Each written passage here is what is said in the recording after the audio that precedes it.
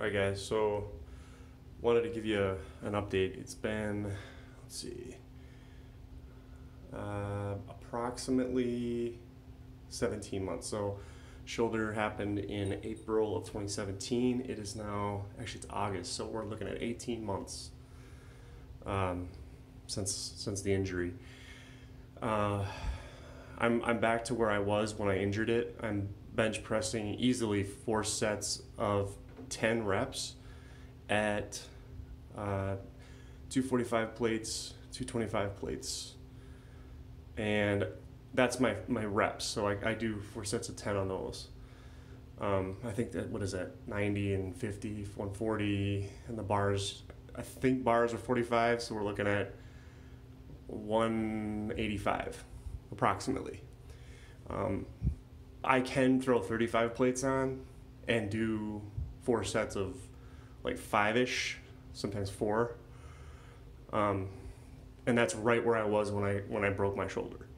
So that's all I wanted. I wanted to get back to where I was. Overall, and I can, by the way, I'm deadlifting 245 plates. And honestly, deadlift doesn't even affect my shoulder really at all. I suppose if I went up to like ungodly weights where I got like 345 plates on both sides, I mean, I don't even know if I can lift that, but let's say I could, I think I'd probably start to feel like it would affect, right? There'd be an issue, I believe. Now going back to my opinion on the surgery. So I think I said this early on, I'm sticking to my guns on this. If you're under the age of 25 and you get this injury, I would recommend getting the surgery because I think your body will heal around the Mickey Mouse shit that the surgeons will do, because I don't care what anyone says. I did a ton of research on this. It's not clear cut. If you look at the surgery, if you watch the surgery, I found a place where I could actually watch it being done. They just take a cut and they just cut away all the muscle and all the shit to get down to the meat of it, and then they drill a hole through and put basically a big heavy duty rubber band in there, and then they loop it down around where the ligament used to be, where the two that hang down. They basically repair that ligament. They pull it tight. First they cut off the end of the bone so that there's a nice even slide in here, and then they pull it down, and then they pin it there. So to cut through all this meat and all this muscle and shit, it's gonna mess with your range of motion, your natural range of motion. And all the people I've seen get the surgery, they say, it's not the same, whatever. But in the end, if you're young, you're still young, so you'll still have, you'll get used to it, right? You'll be able to know, like, it reacts funny. But because I'm older, I just know that there's something wrong there. And I want to get into that a little bit more. Actually, I'll talk about that right now. So if my arm is just limp, right, and I have a 1-year-old son, and let's say we're out sitting by the pool, and my arm is just limp and it's laying here, and he starts darting for the pool, and I go to grab him. Whenever my arm is just resting and I jerk it, like I feel crunch. I don't hear a crunch, but it's loose. Something is not tight. Not like this shoulder, where when I jerk this shoulder, I don't hear a pop or a click or anything. So I also notice, like, if I'm sleeping and I reach for something, I hear it. So I think in the long run, I'm probably going to get really bad arthritis here. It'll probably be sore when I'm old. And it's debatable if you get the surgery and the bone's where it's supposed to be, that you won't get that same issue. Because my argument would be that they had to cut through all that meat to get to it to fix it. And those cuts may do more damage than the actual injury. I mean, when we were spear chuckers in the woods, we probably got these injuries all the time, falling down and running and shit like that. So we survived, My opinion. I don't like people cutting into me. But overall, this particular injury, the grade 3, I don't think you're done. However, if you were like a fighter, like an actual MMA fighter or something, this would really affect you. Because I've noticed, I was playing VR the other day, that game where you have the bow and arrow, and after like, I don't know, 20 minutes of playing it, my arm was killing me. My shoulder was killing me. I don't know if it's because it's weak still, because it's not quite as strong as the other one, but it just was killing me. So I think that's a side effect. And if you were in a fight and you were in an actual ring and you were fighting for 5 rounds, I think after like the 3rd or 4th round, you're going to have a hard time keeping your arm up and you're going to get wrecked. I mean, if I was the other fighter, I would do that. I would knock his ass out because I'd see he's not keeping his left up. I hit him from the left side. So keep that in mind, right? Another thing I was going to say is if you're like some sort of gymnast or a dancer or something like that, and you need your body to look a certain way, then you should definitely get the surgery, because this is, I went to great lengths to make sure this bone wouldn't stick out, and it did. So, I mean, you can see it. Let's see. I'm going to try to hang both my arms down, but let's see here. Can you see that? It's not horribly noticeable, but when you notice it, it's like when I move, you can see it. And if I go down like this, and I bring my shoulders up, you really can see it a lot better then.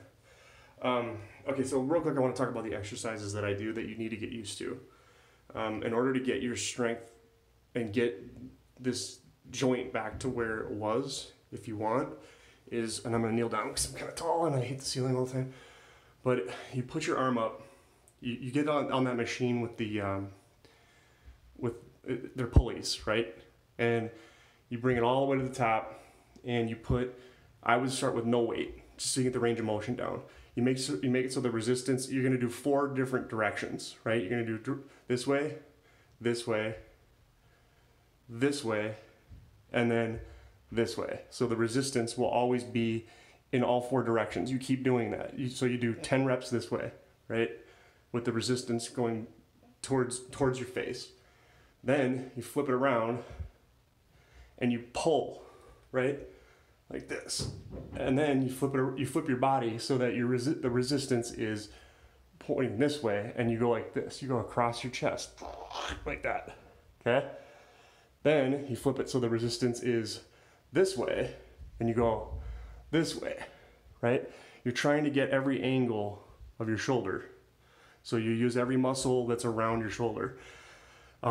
So I do that. I do 4 sets of 10 of that, and I'm up to, I can put 25 pounds on there. Do not start there. You got to work your way up. Then I do shrugs, right? Take a 55-pound dumbbell, do shrugs, do 10 of those, 4 sets of 10. And then this is another one you start really light. Don't be stupid and try to be a hero. You take a 5-pound dumbbell and do this, right? And really listen for clicks and pops when you're doing it. If you hear a lot of crunching and popping, you're not doing it right. Your form is screwed up. Another trick that I do is, and I can't show you while I'm doing it, but I hold my hand here, right where the broken part is, where the bones meet, and I bring my arm up and down and I feel for it. Does it crunch? Does it pop? If it does, you need to stop. You're using too much weight, or your form is screwed up. Just be careful with that one, because you can really screw yourself up. I've worked my way up to 15 pounds. And remember, I can bench press easily 200 pounds right now. And I'm only using 15-pound dumbbells to do this.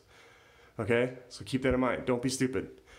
Then another one is, I do this one like this. I'm only doing 15 pounds. The other one is where you sit on a bench and push your body up with your feet out like this. You push yourself, you pull yourself up like that. That'll help get your all over your back and the backs of your arms right here, so that like I said, you're trying to get every muscle you can in here as strong as you can, everything all around this whole area, especially like in your chest. Oh, that's the other thing, flies. So flies took me a while, but now I'm up to 125 pounds, so I can go like this with 125 pounds. And what that's going to do is it's going to tighten it up in here, okay? So you give more stability, again, to the shoulder. You want the shoulder to be strong as hell, as far out as you can get it. And then I'm doing deadlifts, 235 plates. Sometimes I go to 245 plates, but I'm a tall guy, so I gotta take it easy on my lower back. And then I do bench press. I think I talked about that. Running is fine. I don't have any problem with that. But while you're running, listen to your shoulder and feel it. If it's choppy and you feel it's chunking, remember to flex your shoulder so you don't hear the crunching and popping. Remember that all the crunching and popping is going to lead to arthritis if you keep doing it. I think that's about it. I'm also taking a supplement called Ambrosia, and that's just to help with the healing and the scarring of the muscle and ligaments. I'm trying to speed that process so that I can get more layers of strength around that area. And that's about it. I think so 18 months after injury, I'm feeling good, no problem. Would I have gotten the surgery? No, I wouldn't have. If I was 25 or lower, yeah, I would have got the surgery, just because hell, I want to look good. Well, and when I was in my 20s, I would want to look good, but I don't give a shit now. So that's my opinion. Again, if any of you get this injury, I'm really sorry. It's not an easy one, and there's no really straightforward way to heal it. There's a lot of stuff out there. I'm just trying to help you guys out to know, like, from start to finish, kind of where I'm at. And my hope is that when I get older, I can give you guys.